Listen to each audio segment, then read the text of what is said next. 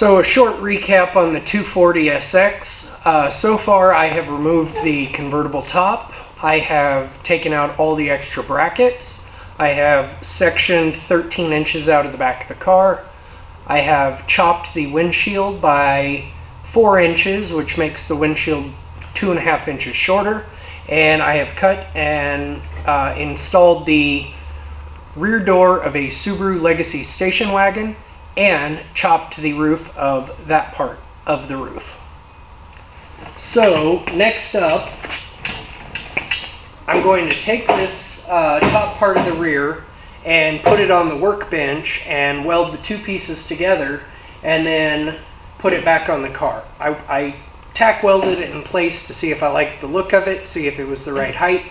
It's a little bit tall, so I'm going to take another inch out of the height and then start building other pieces.